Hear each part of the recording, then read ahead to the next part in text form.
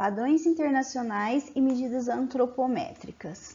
Há pouco tempo havia preocupação de diversos países em estabelecer seus padrões nacionais de medidas antropométricas. A partir da década de 50, houve a crescente internacionalização da economia. Então, alguns produtos são vendidos no mundo inteiro, como aviões, computadores, celulares, automóveis. As alianças militares, como a OTAN e o Pacto de Varsóvia, exigiram certa padronização internacional de produtos militares, com diversos reflexos nas. Em relação aos padrões internacionais de medidas antropométricas, a tendência é a evolução para padrões mundiais. Então, isso já foi feito com as medidas de estatura e peso para militares de diversos países. Como vocês podem observar nessa tabela da figura aqui. Em relação às medidas antropométricas, é necessário definir onde e para que elas serão utilizadas. Se a aplicação da antropometria ela é estática ou ela é dinâmica. Definir quais são as variáveis que devem ser medidas e deve-se detalhar a precisão com que essas medidas devem ser realizadas. Então, por exemplo, um projeto de um posto de trabalho para digitadores. Devem ser tomados pelo menos 5 medidas críticas, que seria a altura lombar, que é o encosto da cadeira, a altura poplítea, que é a altura do assento, a altura do cotovelo, que é a altura da mesa, a altura da coxa, que é o espaço entre o assento e a mesa, a altura dos olhos, que é o posicionamento do monitor.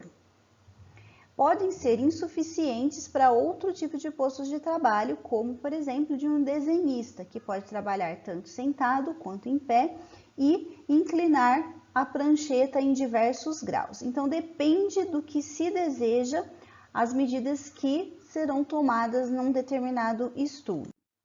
Então, aqui a gente tem esse exemplo para um digitador. Então, são essas medidas aqui, as medidas de A a F, que devem ser tomadas, estudadas para se projetar esse tipo de posto de trabalho.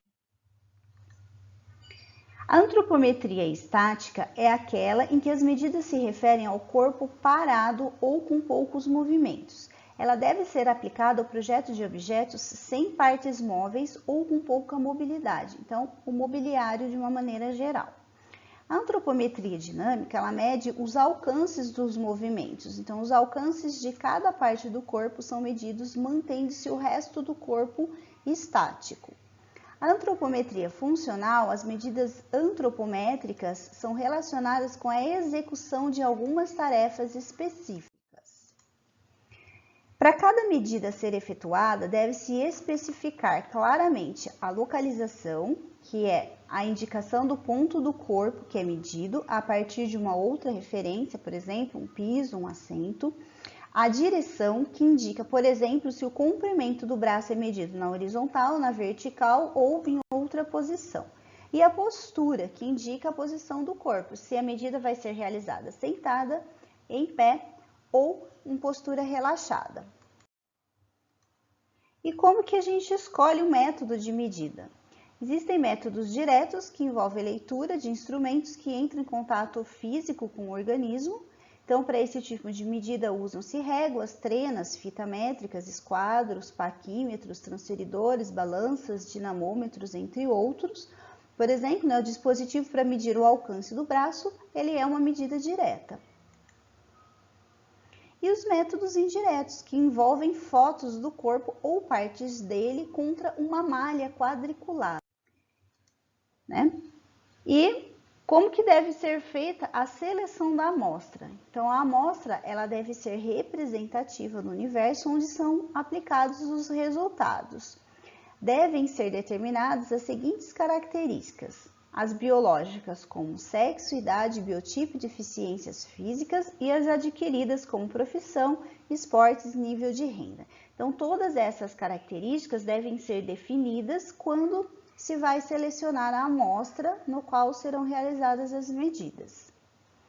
E o tamanho da amostra varia com a variabilidade da medida e da precisão que se deseja e pode ser calculado estatisticamente, geralmente de 30 a 50 pessoas na amostra.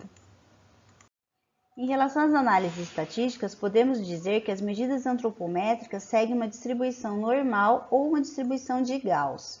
São representadas pela média e desvio padrão. Desvio padrão é o quanto que cada valor da amostra está distante do valor da média dessa amostra. Através do desvio padrão, pode-se calcular os intervalos de confiança para os percentis desejados, multiplicando pelos seguintes coeficientes. Então, aqui, se a gente quer um percentil, por exemplo, de 5,95%, a gente vai multiplicar pelo coeficiente de 1,645. Esses coeficientes eles já são pré-definidos, existem em tabelas de estatística. Então, no próximo slide, eu vou mostrar um exemplo para vocês de como é realizado esse cálculo. Então, por exemplo, numa amostra em que a estatura média é de 169,7 centímetros e o desvio padrão é de 7,5 centímetros, para percentis de 5% e 95%, o coeficiente é de 1,645. E aí a gente tem o seguinte intervalo. Para 5%, a gente vai calcular aqui, dá 157,4 centímetros. Para 95%, 182 centímetros.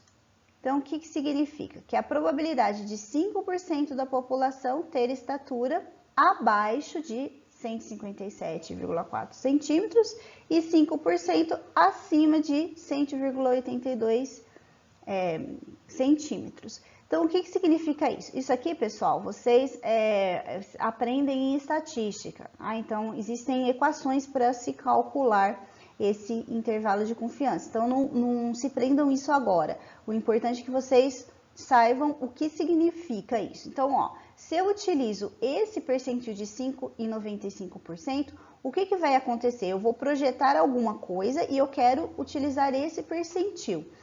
Então, nesse percentil, ele vai dar errado, somente 5% da população vai ter estatura abaixo de 157,4 centímetros. E somente 5% da população vai ter estatura acima de 182 centímetros. Tá bom? Então, aquilo que eu estou projetando vai ser bom para 90% da população, tá? Com essas medidas. Se eu, por exemplo, for utilizar um intervalo de confiança de 1%, eu quero só deixar de fora 1% da população. Então, eu chego que a estatura para 1% da população é de 1,52 m, ou 152,3 centímetros. Ou seja, apenas 1% da população tem uma estatura abaixo de 152,3 centímetros. E apenas 1% da população tem uma estatura acima de 187,1 centímetros. Então, a probabilidade de 1% da população ter estatura abaixo de 152,3 centímetros e 1% acima de 187,5 centímetros.